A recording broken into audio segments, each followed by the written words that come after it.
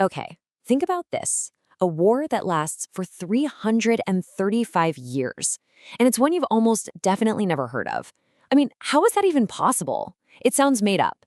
But this is a real story about a conflict that started back when people used muskets and didn't officially end until the space shuttle was flying. Let's get into it.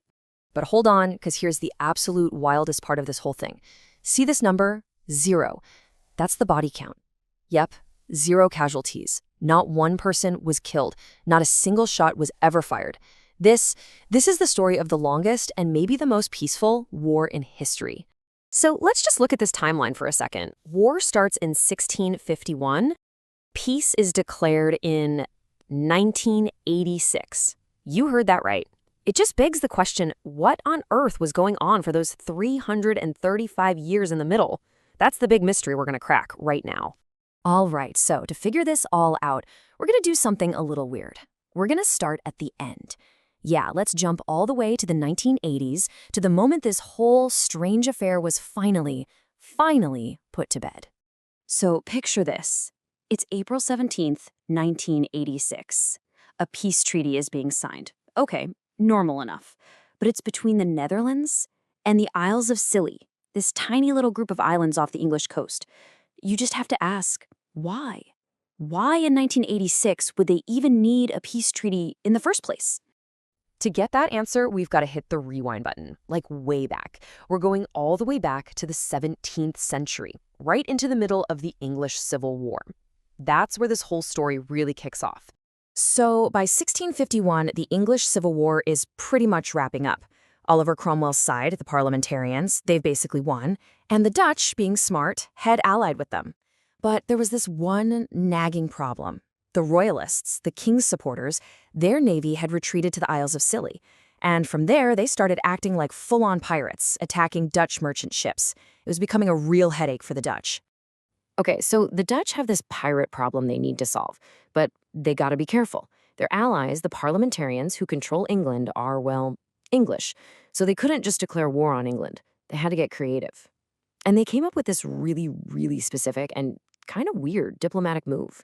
So here's what happens. March 1651, this Dutch admiral, Trump, shows up with a dozen warships. First thing he does? He demands the Royalists pay for all the ships and goods they stole. The Royalists pretty much told him to get lost. So Trump takes this huge step, and this is the key to everything. He doesn't declare war on England. Nope, he declares war only on the Isles of Scilly. Just that tiny little spot on the map. This is what's called a legal fiction. It's like a loophole in diplomacy. By saying, we're at war with this place, not this country, Admiral Trump gave himself the green light to attack the Royalist pirates without officially starting a war with his allies, the English. I mean, it was a pretty clever, surgical way to handle a really delicate situation. And you know, this isn't just some old story that people tell. We actually have the receipts. There's a historical record from back then, Whitelock's Memorials, and it quotes a letter from April 1651. It says right there that after getting no satisfactory answer, Trump went ahead and declared war on them. So yeah, the paper trail is real. Okay, so now it's official. There's a state of war between the Netherlands and these tiny islands. The Dutch warships are ready to go, and then pretty much nothing happens. At all. And the reason why is because the whole problem just sorted itself out, like almost instantly. Just 3 months after the Dutch declared war, Cromwell's own navy shows up, captures the Isles of Scilly, and poof! The Royalist pirate threat is just gone. It just vanished. So here's where the big 335-year mistake happens. The pirate problem is gone, right? Solved by their allies. So the Dutch fleet just sails home. Mission accomplished. But in all the chaos and all the big peace treaties that followed, nobody ever remembered to officially end this one tiny, very specific war. It just got lost in the shuffle. A piece of paperwork that fell through the cracks and turned into a weird local legend. All right, let's hit fast forward. We're jumping over 300 years of, well, nothing. We land in 1985. A local historian, who also happens to be the chairman of the Isles of Scilly Council, he decides it's time to figure out if this old story is actually true. His name was Roy Duncan, and he grew up hearing this legend about the long war with the Dutch. So he just decided to check. He writes a letter to the Dutch embassy in London and basically asks, Hey, just wondering, are we still at war? Can you imagine getting that letter? And what happened next is just incredible. The people at the embassy, who must have gotten a good chuckle out of it, they actually looked into it. They sent the request to their national archives. And the archivists, they found it. They confirmed everything. Yep, war was declared in 1651, and nope, a peace treaty was never, ever signed. The legend was true.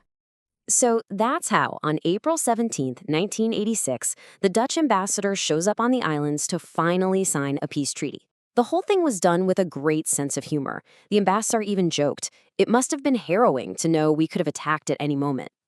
It's just a perfect, charming ending to a war that really only existed on a piece of paper. Okay, so when you boil it all down, you've got to ask the big question. Was this even a real war, or just a funny little historical quirk? And you know what? Historians actually still debate that. Let's break down the arguments. In the real war column, you have a formal, recorded declaration of war. Plus, the Dutch government themselves legitimized it by signing that peace treaty in 1986. That's pretty big. But on the legal myth side, did an admiral even have the power to declare war on his own? Probably not. And can you even declare war on just a piece of another country? Also debatable. A lot of experts think other major peace treaties would have automatically canceled this one out anyway. So yeah, people still argue about it. At the end of the day, the 335-year war is just this amazing reminder that history isn't always about epic battles and big-name leaders. Sometimes it's about paperwork that gets lost. It's about a bureaucratic slip-up and a local story that just refuses to die. It really makes you wonder, right? What other bizarre historical oddities are just sitting in some dusty archive somewhere, just waiting for someone curious enough to find them?